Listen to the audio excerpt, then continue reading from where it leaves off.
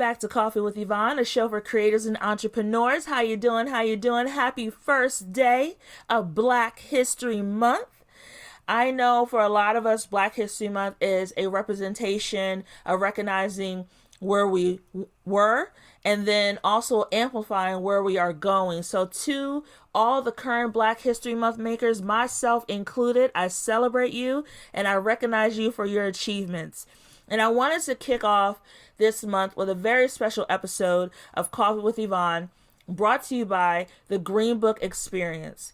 The Greenbook Experience is a Black-founded, woman-led online travel destination guide and booking site that connects users to Black historical sites and experiences, as well as the multicultural communities that are part of that destination.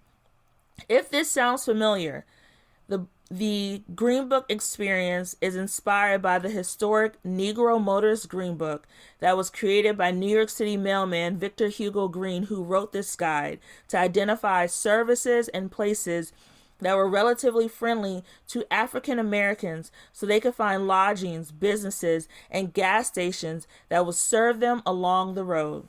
So therefore, I only thought it was appropriate for this episode to do an episode themed around connecting travel to culture, featuring the president and CEO of the Greenbook Experience, Miss Karin Aaron. Now, Karin is not just somebody I reached out to on a cold DM or email. Karin is someone I've known for over 10 years in the tourism and travel space. We worked together back when I worked for Montgomery County Tourism early in my career.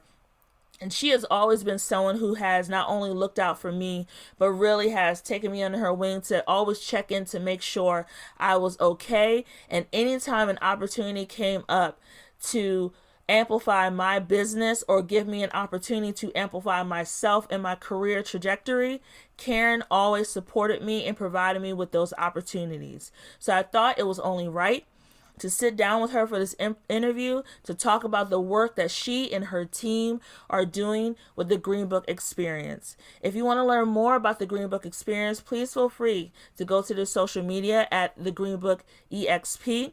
You can also find out more by Googling the Greenbook Experience. And then more importantly, they are participating in a multitude of travel shows. The Travel Adventure Show, the next one coming up for us DMV folks, will be the end of the month in February, the 24th and 25th. Make sure to stop by to learn all about what they're doing in the travel space to connect communities to culture. And with that being said, enjoy this interview, this very real interview with one of my favorite people and an OG in the tourism industry, Miss Karin Aaron.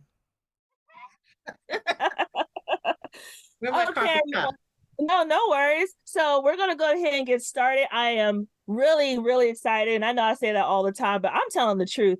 I have an OG in the tourism game on my show today, y'all. I have a fabulous woman. Child, when I tell y'all this is a baddie, okay, this is goals for professional women like myself. She not only keeps it 100, but she looks out for her community. She is authentic, and she is one of those kind of people that she will pull you in when she has opportunities for you and make sure that her people are always doing good and have an opportunity to eat.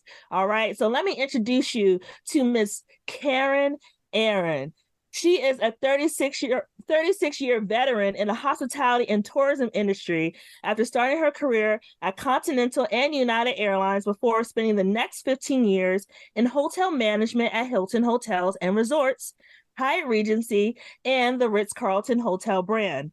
As an experienced destination marketing professional, she has held several, and let's repeat that for the cheap seats in the back, several leadership positions at Visit Loudoun in Virginia, Visit Montgomery, my former place of work where I met Karin in Maryland, before she was hired as the HBIC, or professionally, President and CEO at the Greater Newark Convention and Visitors Bureau, where she was responsible for the strategic direction and organization to include financial performance, short, long-range planning, advocacy, and branding.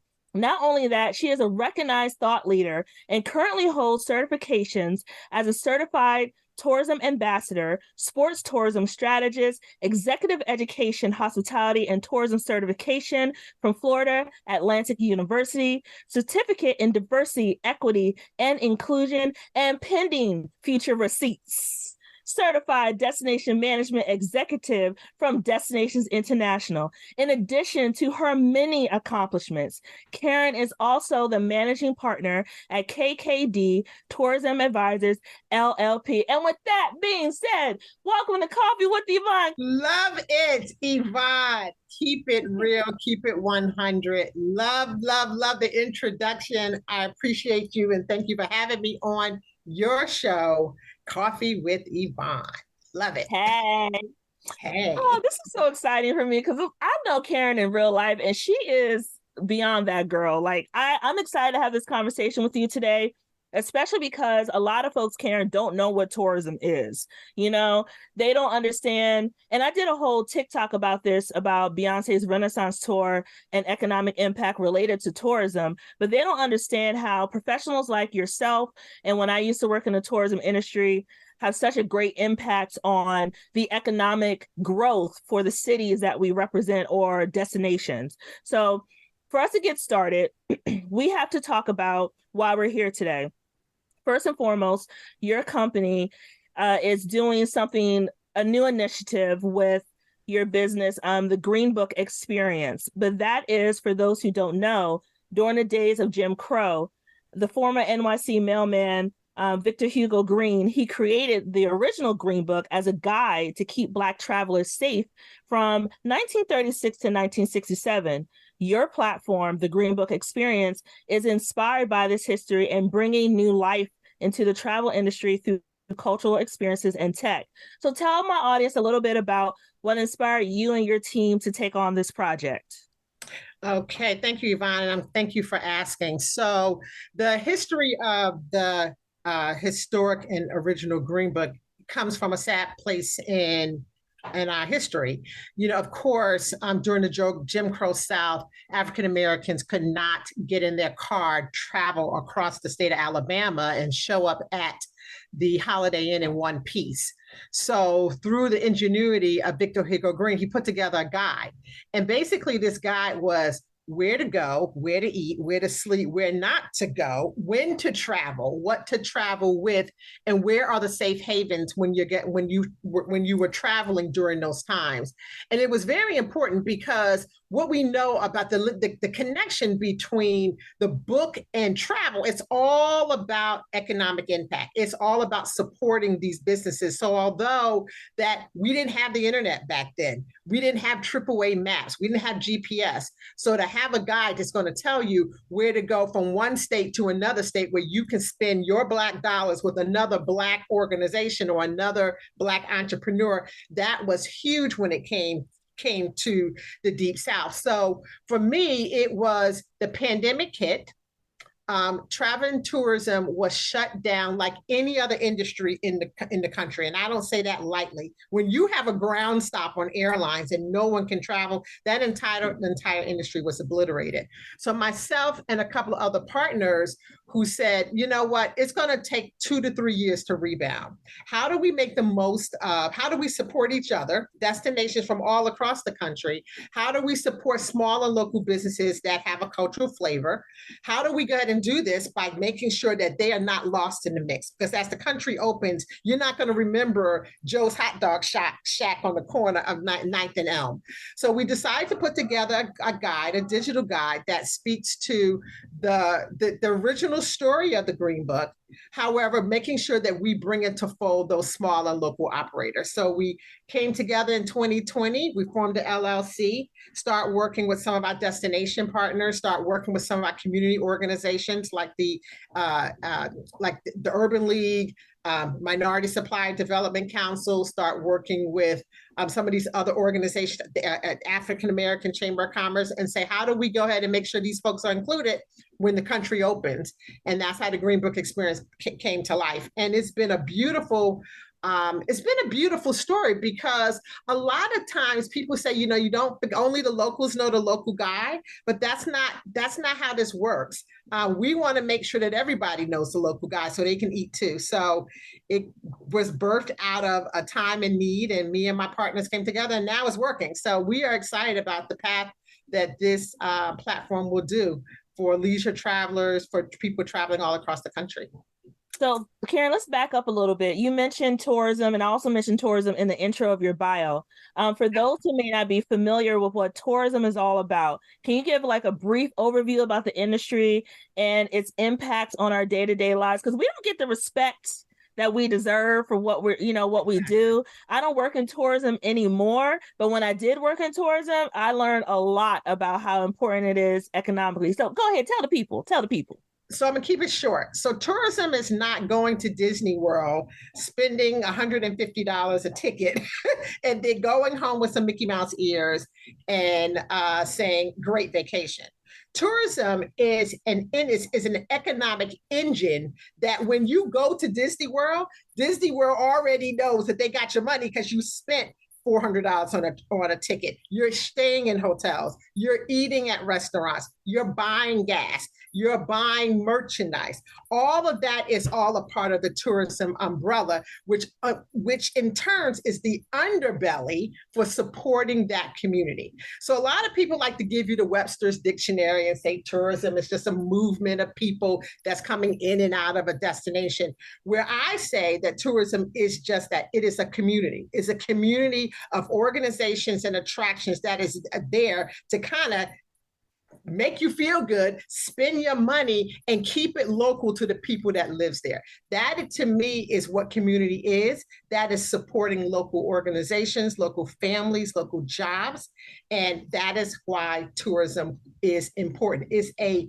$479 billion industry. So it's not something to be played with. And people take it for granted because they got the Mickey Mouse ears and they came home with a good time. It's actually feeding families and providing jobs. And I'm glad you broke it down like that because when I worked in tourism, everyone had the assumption that, nothing wrong with it that I worked in hotels. I'm like, no, no, no, no, no. I don't work in that part of tourism. It was more of the overarching impact. We worked a lot with Destination DC, the state of Maryland, the international tourism. I've hosted people from all over the world to bring them into a destination. Now, with you, because you were an HBIC and continue to be one, you have an extensive background, mostly serving as the CEO of Visit Newark. Did I say that right? Newark? Is it Newark or Newark? It's actually the full name, which I got to give them some credit. It's the Greater Newark Convention and Business Bureau, or Greater Newark CVB. Okay, Greater Newark CVB. But yes. You've seen firsthand how tourism can impact Black and minority-owned businesses. Why is it important for Black and people of color to make an effort to support minority-owned businesses when traveling? So in a perfect world, the big and shiny objects like the museums, the zoos, the big fancy restaurants that you know of, they have the love. They have the tools and the resources. They're on Google. You can find them through your GPS. You can find them through your CVB. But what you don't know about is the little tiny coffee shop that may be called Tony's Minis. And they may not have a website. They may not have a social media person that is pushing their brand out there. You may not know of the small barbecue joint that's on the corner, and he's licensed and he's certified and he has the best barbecue in town, but the locals know him. That's why it's important that when you get into a destination that you find those local eats, you find those local businesses, because they're not on Google. Google don't know where there's no latitude and longitude for the corner of 6th and Elm.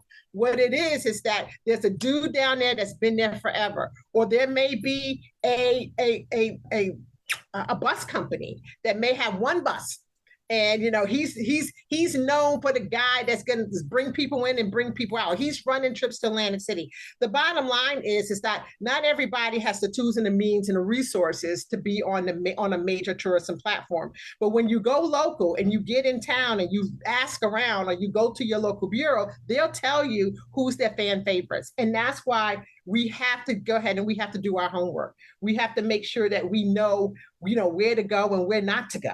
We have to lean on recommendations and lean on your own research, because that's where you want your money to go. You want to support those local operators that may not know who you are and when their next big, their next purchases may come from. So that's why it's important that we dig deep and make sure that we are supporting the folks that support us.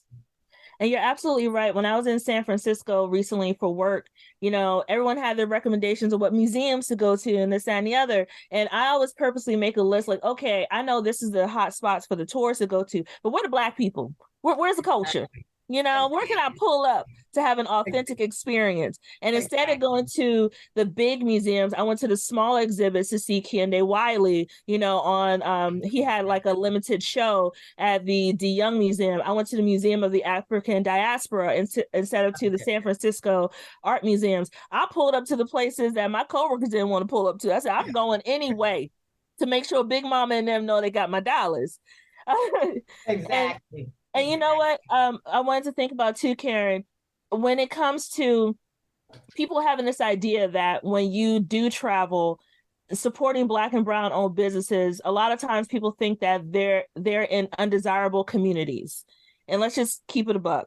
People are used to going to places where, like downtown DC, they think DC all looks the same, but the moment they step outside on the blue line, they're afraid. But some of those areas that are less tourist destinations have the best food, the best culture, etc. So what recommendations would you give for those who may be outside of the community, how they can embrace different cultures without having that immense fear sometimes associated with it through tourism? Well, most of the times, you are correct. A lot of these attractions may be in less desirable neighborhoods. And it's unfortunate because they may not can afford the big rent that you're going to find down at the Inner Harbor. But you can go into some place like Baltimore where they have the National Blacks and Wax Museum. So some people will be like, ooh, I'm not going over there. But you also got to know, you got to look beyond the greater good. I mean, a lot of these organizations and these exhibits are supported through grants and through foundations, and they have a responsibility to provide a great product. And a lot of times, that comes with some level of service and security. But I think that we cannot get caught up in our own fear of saying, well, I don't want to go down there because, I'm afraid that I'm afraid for what I don't know. You got to know that they're there for a reason. And if they can come in every day and provide a product or exhibit or an attraction for all of us to enjoy, we should feel inclined to support them too. So I think that a lot of times we get into our own head about what we think that is safe and secure. But at the end of the day, there's no place like a better experience than, I hate to say it, than in the urban or in the African American community. That's where the food is. That's where that's where the festivals are. That's where the house music and the jazz festivals are. That's where the fish fry is at. So that's where the people and those are the places where people live. And I think that if we can do our research, ask around, I think we'll find that you'll have a much better experience and it'll be much more fulfilling if you get and you just go for it. And I appreciate you saying that. Now, to shift gears, there's an association with tourism where people are okay with being in their bubble. However, there has been a shift in recent years. After the passing of the Civil Rights Act, there's been a resurgence of certain ideas and behaviors that do mirror the days of Jim Crow. For example, Governor DeSantis of Florida has been passing legislation targeting minorities and members of the LGBTQIA plus community. From your experience, for those who are minorities and members of the queer community, how can they stay safe? I can talk, y'all, when visiting areas that are less racially tolerant. So I think that what DeSantis is doing in Florida is an abomination, but it's a wake-up call for all of us. anytime that you have a governor, and just so you know, it only takes one. Start with someone in that position where they sugarcoat and start to tell minorities, and whether it's minorities, gay and lesbian, it doesn't matter. What you can read, what you can where you can learn, where you can what those type of actions that's going to be taking place in their state. I think that every minority group should look at another option. There's Disney World is not just in Florida; it's also in the state of California. So you can go somewhere else to go ahead and get your Mickey experience, because that's a wake up call that's saying that these states are not friendly to minorities. And then when they start to pass legislation where you could be penalized or criminalized because of what you teach in school, that is absolutely horrible. I think that this is disgusting warfare against the minority community, and I think that we have to go ahead and understand that the power of the dollar is real. That unfortunately, there are communities inside the state of Florida that can benefit from our tourism dollars, but I also don't support that. I don't support this action that he's doing against certain minorities. Regards to being racially tolerant, we don't want to be ugly. We want to be mindful that Floridians, African Americans, and cultural minorities need to eat too, but we have to go ahead and vote. I mean, this is, I'm speaking to the state of Florida, and I'm speaking to everybody who's paying attention to this national election. This is where your vote matters, because we shouldn't have to be dealing with this at this time. And it's unfortunate because this is the issue that he brought to the table. And now we know money talks. That's the power that we always have, and that's where we have to stick with. But yeah, Yvonne, I am so disappointed that we are in this position 50 years later, 100 years later, and it only takes one. So we got to wake up and pay attention to what's going on. We really do. And with DeSantis legislation, there has been a blatant attempt at rewriting history and the contributions of the Black community and other minority communities. How is the Greenbook experience helping to ensure our culture and contributions live on? We leave no one behind. So for me, again, going back to those local small operators, they live there. They were born and raised there. There's communities such as, I was down in Florida recently, and I went to the Goombay Festival, and you go into Overtown down in Miami. These people live and work there. They've been there all their life. However, my role in the Greenbook is to make sure that they're not forgotten. Just like that book, the way that book was written, that we're going to put it in print. So when you're going through that, you know where to go. So you may skip past the Starbucks and go to Joanne's coffee shop. But guess what? You're going to know that Joanne's coffee shop is there. And that's our responsibility, to make sure that you're well informed.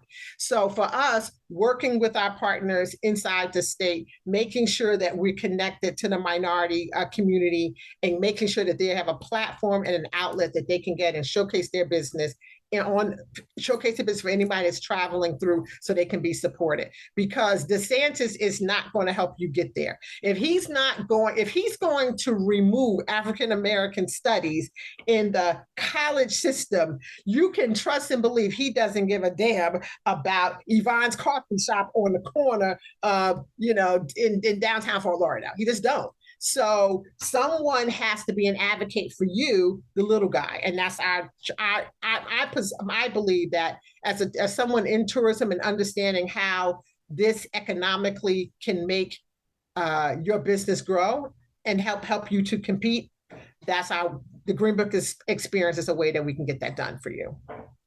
And I appreciate knowing that, especially because millennials, and more specifically Gen Z, as much as we rag on them, they're very into supporting small businesses. They're really not about big corporations as much as possible. So this could be an eye opener for them to understand that their dollars do matter, where they put it, into to help that support. Yeah, and absolutely. There's no other way around. Yvonne, when it's interesting because, and we've been talking about Black love for a long time, right? So despite all of the nonsense and everything, we believe African Americans and all minorities, we love how we are culturally connected. And there's no other reason why we don't or should not support each other if we know. So if I don't know you're there, and I don't know that you're making t-shirts, and I don't know that you're buying candles, and I don't know, then how can I support you? I just went out here to a farmer's market out here in Loudoun County. Loudoun County is one of the wealthiest counties in the country. I went out there. There was a few, I would say if there was 100 vendors out there, I would say maybe 10 of them were minority owned. I made sure that I went and bought something from everybody there. I don't care if it was a $5, some candle wax from this sister here, or if it was a dog collar from the brother that was down there, because they are online. They don't have a brick and mortar. So a lot of times she's mixing candle wax out of her kitchen. But if she's there, I'm there with her. And I'm going to support her. And if she has a great product, I'm going to help her grow, because there's no reason why we should not support each other. Every other community and every other race does that. And we should do that too. And there's no excuse for it. Now, Karin, this question isn't on our list, but how can small business owners like the sister girl you bought the wax from at the farmer's market, how can they put aside some money for like marketing and promotion to feed it into like a tourism budget with like a Visit Loudoun or the Greenbook experience? Like, what is your recommendation? Like, is there value in that? Should they be looking into that in their overall business plan? What are your thoughts? I think that you have to surround yourself with the right people. When I say the right people, get yourself a great attorney. And I'm going to tell you a secret. Shh, shh, shh, shh, don't tell anybody. So when we formed the Greenbook experience, I was recommended to an attorney out of New York. And it was a sister, beautiful woman. And she said, you know what we do? I said, what? She said, we offer pro bono services to small minority-owned businesses. There are a lot of corporate America, even white corporate America, that will offer pro bono services to help you grow. So what you have to do is that you have to make sure that you ask the right people and you become accessible. So what that looks for us is having a business plan, having a team, having a website that look and spoke intelligently, and also having resources. What I find is that the resources are out there. A lot of times we don't know how to access them. I am connected to every program and option and access that the state of Maryland offers. I'm actually going to a procurement fair next week because I have to show up. So no one will ever say I offered it and you didn't come. I make sure that I'm in the room and I'm making sure that I'm shaking hands and kissing babies, because that's the way to do it. But again, make sure that your credentials are tight. Make sure that your books are tight, and then ask for help. You'll be surprised the number of people that will come out and help you because they believe in you. And then when it comes to like becoming members of, say, like a Destination DC or Visit Maryland, those kind of places, people don't see the value behind it because they're looking at it from, well, I paid for this membership. What am I getting back for it? What could be some of the return on investments that strategically small businesses don't think about? What are some areas that you can note? Well, I think that if you have a tourism product, be honest, go to not all CVBs and DMOs have memberships. Some will offer complimentary memberships. Some will offer them based on a sliding scale, but ask how you can get involved. And even if that's the case, then volunteer. Ask how you can serve on a committee. Ask how you can kind of show up in the community to help promote the destination. So they see a valid interest in you that's going to help support that destination so they can help support you.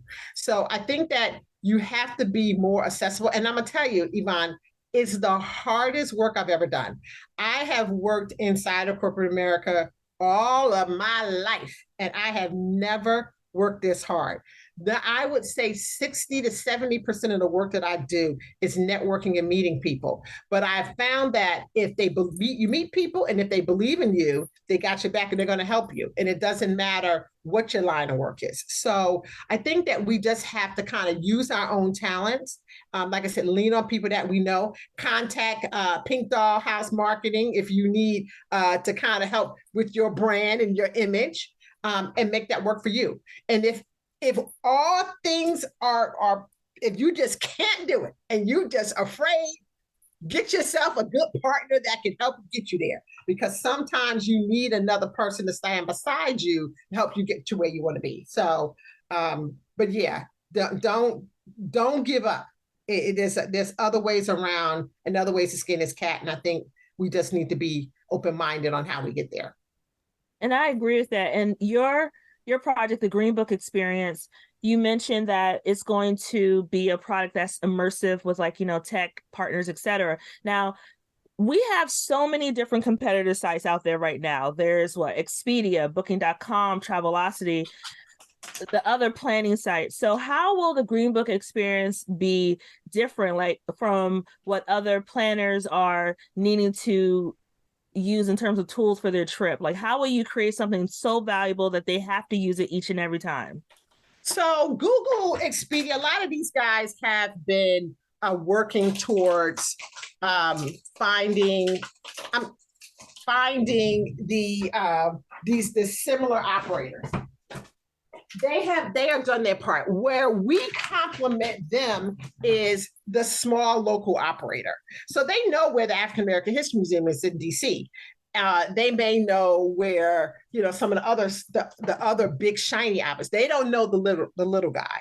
So what we do is that we work alongside our membership with the associations, the African American associations and the Hispanic associations, and the community to find out where the small guy is. So we're not necessarily competitors. I mean, we want to my goal is to bring a tool to them or support, and they support us and we support them with those organizations that they can't find. And we've had great meetings with Google. We've had a great meeting with Expedia, had a great meeting with Viator, and they're saying, help me help them. Karin, if you know of someone, or you have an operator, or you have a partner, or a restaurateur that we don't know of, bring them to our attention. So what we're doing is we're bringing them a new line of owner operators that they may not know of. And that's how the Greenbook Experience will complement them as well. Got it. That makes sense. So in line of a partnership with these bigger conglomerates to provide a platform for those small businesses who don't have the budget or the resources to get in front of an Expedia or, Google, correct? Exactly. Got it. So. And then thinking about what I've seen on your website, I saw a mention of the Greenbook Institute, a 501c3 nonprofit focused on supporting tourism minority-owned businesses. Is that correct? Is that something that is an initiative for the Greenbook Experience? It absolutely is. So when we founded the Greenbook Experience, the goal was always about supporting local minority organizations. And if you're on our website, greenbookexperience.com, one of our main mission is that and I'm going to recite it because it's on the front page of our website. It says, we envision a world where businesses in any destination, regardless of size and background, will have equity and access to the global tourism economy. So again, circling back to our small and local operators, we want them to have access to this global tourism economy where they're eating too, with the bus groups, the leisure travelers, the meeting planners, the family reunion groups. We want to make sure that's connected. So four of our pillars is sustainable tourism. How do we help these businesses sustain themselves over the course of time? So if it's a small cupcake shop on the corner, or it's a small barbecue joint, how do we help them sustain a line of business and not they'll sustain their business through this tourism economy through products and services. Education is working with our educational partners, such as Florida Atlantic University, working with some of our DMOs to make sure that they have access to resources and how to get and connect and compete and be accessible. So building that bridge to make sure that they know exactly what this industry is about. Entrepreneurship, how to build a new brand. If you have a product, say hypothetically you have promotional items. We know that from family reunions to corporate groups, you're a small operator. How do you build this business? How do you make sure that you have a platform that you want to again provide products to this trade show or to this corporate party? And then also just through DEI, what does that look like to be available and accessible in this climate where that you're respected, but also you feel valued. So all of that is pending through our 501c3. We are on file with the IRS. We have a board of directors. We have bylaws. We are set up and kind of ready to go. We're ready to kind of launch with our mission. And then we kind of take it from there. So I'm excited about that because that's what the original Greenbook was about. Is about all of these things to help people build a better product, build a better mousetrap so people can come and visit and spend money with in your destination. I love that. I love that. And I know the Greenbook experience is launching soon, correct, Karin? Yes. So we have, all things technology. You got to cross your hands with technology. So we have a great partner. We have a great partner through Group Collect. This is an outfit out of Pennsylvania. They are we are when I say powered by Group Collect, because a portion of their platform will spotlight these local operators. So we have a test model that's kind of running now. We hope to be fully up and launched by the end of this month. We're going to be attending a couple of trade shows. I'm going to be speaking at a few about the platform, but it's a journey. So it's a journey, but we know it's coming. We've already talked. We've already connected. Things are in test phase, and we're excited about it. So I'm excited. I love that. And then for those who want to learn more about the Greenbook experience, how can they get in touch with you or say, those that you work with? Should they go to the website? Is there somewhere where they can follow, learn more? Tell me all the things. Yep. So we are on Facebook, Twitter. I'm sorry, is it called X? What is it called? No, it's Twitter. We don't call it. Let me correct, because I was not happy with Elon Musk. So I actually closed my Twitter account. And then when I went to go do it, you know what happened, Yvonne? It was like, it's almost like it didn't want me to close it. It took me through all these hoops and ladders. So anyway, we have a Facebook account, we have a LinkedIn account, we have an Instagram account, and I got this bootleg Twitter account that I didn't want to have anything to do with, but we'll see. Also, if you're on the website, you can sign up for updates and alerts about the launch. And then also, I have a gentleman that's redoing our website. Actually, he's adding things to our website now where he's going to talk about where we are. So I'm in 4 different locations in October, where we're going to be talking about the Greenbook experience. So you're going to see a whole new refresh of activations on the site. So, but yes, start there. And then you can always email me at Karin@greenbookexp.com. Wonderful, wonderful. Well, Karin, that was a fantabulous interview. Now, I know we're done with the Greenbook experience questions, but do you want to do a couple quick fire questions with me? Real quick. With Yvonne, anything can come from Yvonne. So I am prepared. Let me see. All right. Let's do it. Okay, let's do it. Okay, first question. And remember, these are top of the dome. It doesn't have to be perfect. First thing that comes to your mind, okay? Okay, wait. Let me think. Okay. Recenter. Got it. Okay. All right. What was the best advice you've ever received? The best advice that I've ever received? Yes. It's stupid, but I'll tell you. Tell me. So it's a woman. I met an older white lady. She was so sweet, and she came into the city. And she came into our bureau and she said, I'm gonna give you the best advice. She said, go when you can, not when you have to. And I was like, what does that mean? And it was so funny. And she said, go to the bathroom when you can, not when you have to. And I was like, that was so funny to me. But and no, it's kind of cheesy, but I loved it. But one thing that I always have in one thing that I'll say, I don't know if this is advice or something that I live by, is the quote that is on my signature. And my signature is the African proverb. And it says, if you want to go fast, go alone. If you want to go far, go together. But I've had this in my signature line for like the last 5 years, actually longer than that, because I realized that you know, even as a minority woman, sometimes we're kind of out here and we feel like we're on this island, by ourselves. And I am a little bit of a control freak. I like to do things on my own, but I realize that everywhere I've been, I've had a journey with people who love me and they've been with me. So I think it applies to me that if you want to go fast, you go alone. And that's what I've been doing. But if I every time that I have stepped out and I wanted to go far, I went together, and I went together with people who love me and support me. So that's the proverb, Yvonne. I'm gonna make sure that I have it up with next time you call me, because I have it. It's me 100%. Okay, and then for the next question, in your opinion, who is the best rapper or singer of all time? Andrea Bocelli. The opera? Yes. I did not expect that answer to come from you. I'll tell you the truth. Him. I love him.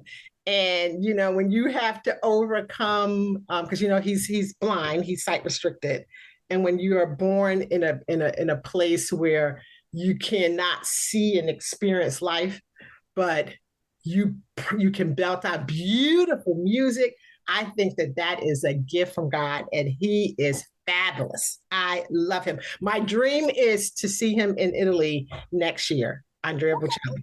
Write that on your vision board. It was on my vision board last year, but I couldn't afford it. But yes, that's to me that he is the best singer of all time. Okay. And then thinking about movies, what movie do you enjoy quoting the most? It's cheesy, but it's the truth. It is from A Few Good Men. Okay. He says, you can't handle the truth. You can't handle the truth. Yeah. Yep. And you know why that is? Why? Because people can't handle the truth. The truth is all about fear. And, people don't want to deal with the pain. People are embarrassed. And a lot of times we can't handle the truth, but we have to own it. We have to own it. We have to accept it. We have to launch with it. And I think that is, unfortunately, a lot of people are reluctant to, I'm not going to say reluctant to succeed. People are just terrorized because of fear, because they know there's a truth inside of them that they don't want to deal with it. So once you can deal with your own truth, then you can it'll take you places you never experienced. So okay, quotables. Okay. Quotables, yes. You can't handle the truth. You're right, I can't. The truth is, I can't handle eating that butter pecan ice cream down there. But guess what? I know it's me, and I turn away, because that is the truth. I can't handle it. And I have to accept the consequences. Consequences are fine when it comes to good ice cream, but exactly. Also to think about too, if you were to devote the rest of your life to giving back, what cause would you choose? Human trafficking. Oh, wow. Okay. Is there why? It's stunning that an individual can traffic another individual for profit and gain. Like, I just don't, I cannot even imagine someone being in that situation. If there's anything that I can do, anything that I could do to help prevent or stop young women, young boy, whomever, I just think that it is horrible that this is an industry that has just completely taken advantage of people who are disenfranchised, and it's ugly. It's ugly.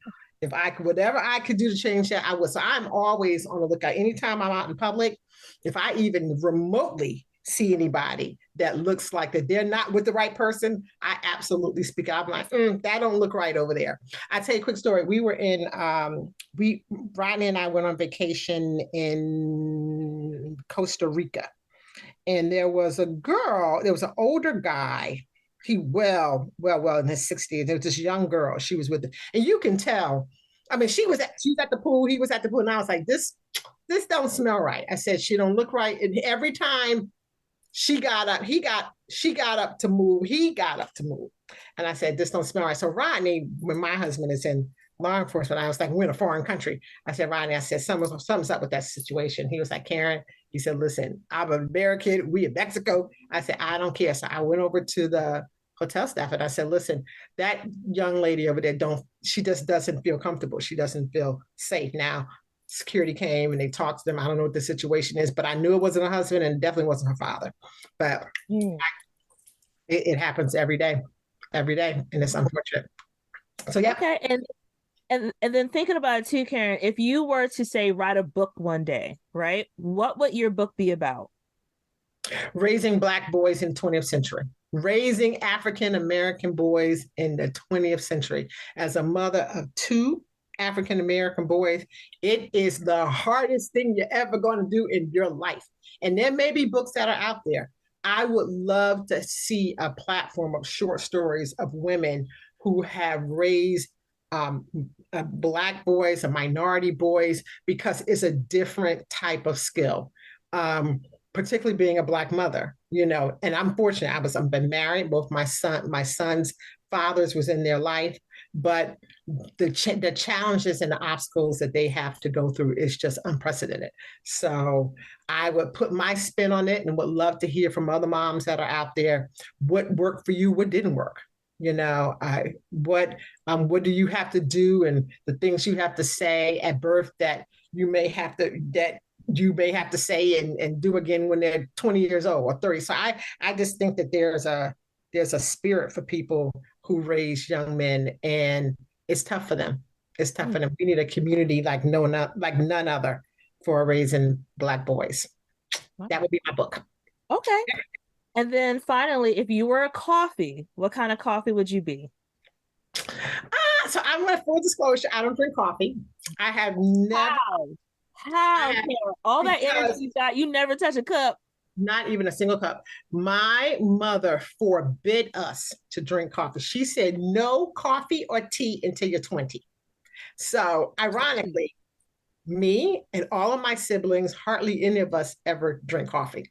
However, if I had to drink some, I would probably go with like a cafe mocha or something like that. So it's a little bit of sweet, it's a little bit of bitterness, a little bit of creamy, it's a little bit of, kind of tan looking. I would go with like something like that. So I can get a little bit of junk, but I can still remain sweet and kind like I am. And smooth. I love that answer. The Karin. It'll be well, no, we don't want to be the Karin. No. Don't call me a Karin now. No, I'm not. Well, Karin, thank you so much for joining me for coffee today. I appreciate your time, and I look forward to chatting with you soon. Thank you, Miss Yvonne. Pink Dollhouse Marketing in the mix. Listen, the #1 marketing and branding company out here. Support this sister. I support her. She's doing her thing. Love you, Yvonne. It was a pleasure. Well, what did you think? I told you Karin is a real one. People like that are definitely the kind of people who will keep the culture moving forward in terms of progress. And I choose to say that because a lot of times we don't see how much people behind the scenes like the Karens or, the grassroots organizers or the small business owners are really helping to cause and affect positive change within our respective communities. Thank you again for joining me for another episode of Coffee with Yvonne. If you would like to learn more about me and my business, you could go ahead and go to pinkdollhousemarketing.com, or you can find me on Instagram at pinkdollhousemarketing. You can slide into my DMs. That's cool. If you want to see my personal IG, go ahead and go over to @PinkDollStyle, or if you are on TikTok, aka the Clock app, you can find me under Pinky Creates. I can't wait to chat with you soon. Okay, bye. We can never be satisfied. As long as our body is heavy with the fatigue of travel, cannot gain lodging in the motels of the highways and the hotels of the cities. Coffee with Yvonne is produced and edited by Yvonne Pearson. Coffee with Yvonne is created by Pink Doll House Marketing. You can catch the latest episodes by subscribing to Apple Podcasts or wherever you get your podcasts.